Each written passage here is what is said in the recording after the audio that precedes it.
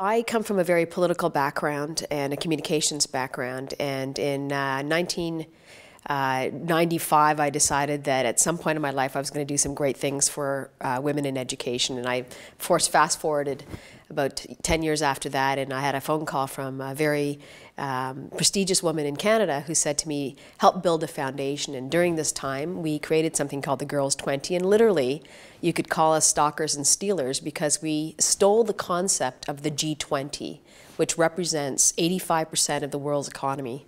And we said, look, if you're serious about the growth of your countries, you need to take a look at your resources. You have to take a look at human resources. Half of those are girls and women. So we took their concept and we said, we're going to look at your agenda, but we're going to put girls at the center of it. So we bring one girl from each G20 country together.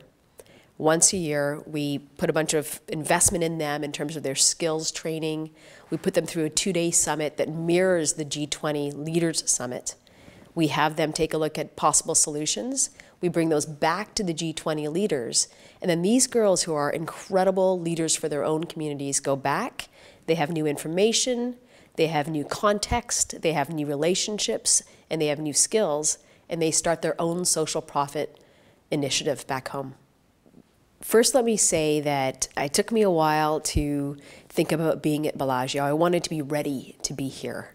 This is a once-in-a-lifetime opportunity, and if you come here, you need to come with a very open mind, ready to learn and to listen to others, and to really understand that you might come wanting to do one thing, and because of the way that you start to think and the time that you have to consider all the different options, you may do something different.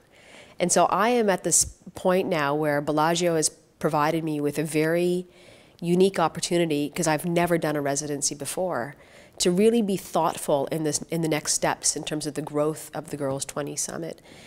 When I think about the opportunity at Bellagio, there are a couple things that stand out for me.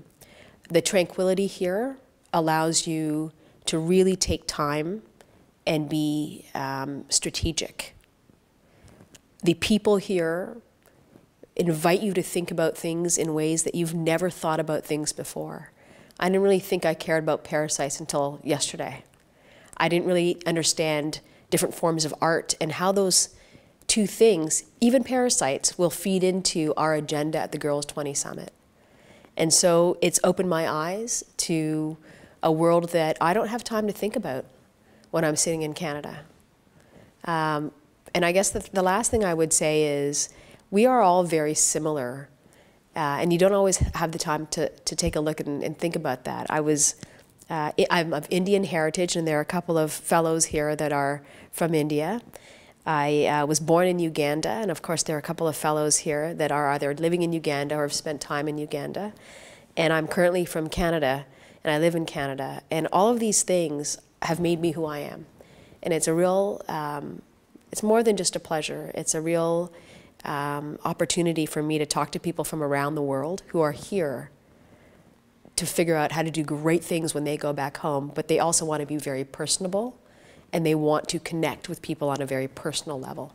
And that in and of itself is, I think, part of the magic of this place. Yes, there's a history. Yes, it's beautiful. The food and the wine and the people and everything makes it such a pleasurable experience. But when I leave here, I will leave with some new friends and some new colleagues. For those who are thinking about applying for this program, it can be a very intimidating idea to be part of such an incredible institution whose entire reason for being is innovation. And so when I first talked about this program, it took me a couple of years, actually, if I'm being honest, to have the courage to apply. And I feel like I was given the right amount of support and encouragement, and I'm here at exactly the right time that I need to be. So I would just say thank you for your patience and for the trust, because you're allowing people to come to the Rockefeller Foundation, to use all of its resources and its brand, and to say they believed in me and what I'm doing, and now I'm able to push that forward.